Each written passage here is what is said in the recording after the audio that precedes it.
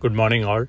ഞാൻ Ramakrishnan T SEBI registered research അനലിസ്റ്റാണ്. ഈ ഓഡിയോ കേട്ടതിന് ശേഷം ഡിസ്ക്ലെയിമർ കൂടി വായിച്ച് നോക്കണമെന്ന് താല്പര്യപ്പെടുന്നു.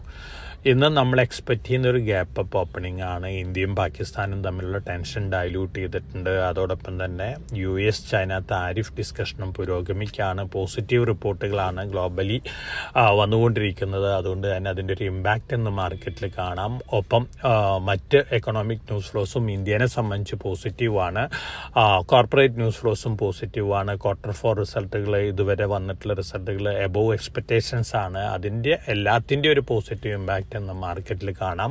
അതോടൊപ്പം തന്നെ സുമിതാമോ മിസൂയി ബാങ്കിങ് കോർപ്പറേഷൻ കഴിഞ്ഞ ആഴ്ചയിൽ യെസ് ബാങ്കിൽ സ്റ്റേക്ക് അക്വയർ ചെയ്തിരുന്നു. ഈ ബാങ്കിനെ സുമിതാമോ അക്വയർ ചെയ്യാണ്. ഇത് പൊതുവെ യെസ് ബാങ്കിനും അതോടൊപ്പം തന്നെ മറ്റു ബാങ്കിങ് സ്റ്റോക്കുകളെ സംബന്ധിച്ചും പോസിറ്റീവ് ഇമ്പാക്റ്റ് ഉണ്ടാക്കുന്ന ന്യൂസുകളാണ്. അതുകൊണ്ട് തന്നെ ഓവറോൾ ബാങ്കിങ് സ്റ്റോക്കുകളെല്ലാം തന്നെ എന്നൊരു പോസിറ്റീവ് ടെറിട്ടറിയിൽ ട്രേഡ് ചെയ്യാനുള്ള സാധ്യതകളാണ് കാണുന്നത്.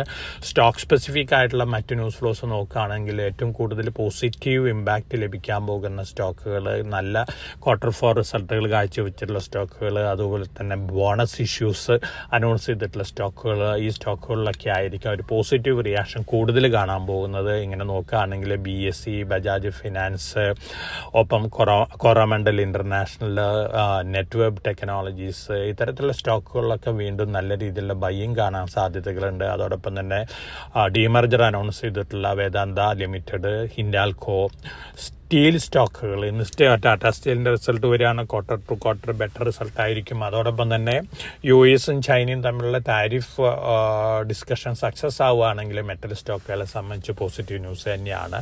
അപ്പോൾ ഓവറോൾ നമ്മളിന്ന് എക്സ്പെക്റ്റ് ചെയ്യുന്നത് പോസിറ്റീവ് സെൻറ്റിമെൻ്റ് ആണ്. നല്ല രീതിയിലുള്ള മുന്നേറ്റമാണ് മാർക്കറ്റിൽ എക്സ്പെക്റ്റ് ചെയ്യുന്നത്. നിഫ്റ്റി ഒരു പക്ഷേ 24,400, 24,500 ലെവലിൽ ഓപ്പൺ ചെയ്യാനുള്ള സാധ്യതകളാണ്.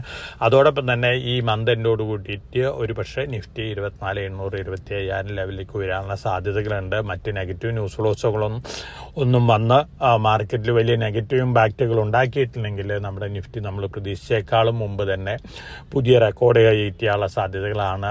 ഒരുപക്ഷെ 2026 മാർച്ചിന് മുമ്പ് തന്നെ പുതിയ റെക്കോർഡ് കയറ്റിയാനുള്ള സാധ്യതകളാണ്. ഇപ്പോഴത്തെ സെൻറ്റിമെൻറ്റുകളും മറ്റ് ന്യൂസ് ഫ്ലോസൊക്കെ വെച്ച് നോക്കുമ്പോൾ നമുക്ക് വിലയിരുത്താനായിട്ട് സാധിക്കുന്നു. അപ്പോൾ വളരെ കോഷ്യസ് ആയിട്ട് വളരെ ജൂബിലൻ മൂഡിൽ ഇന്ന് ട്രേഡ് ചെയ്യാം.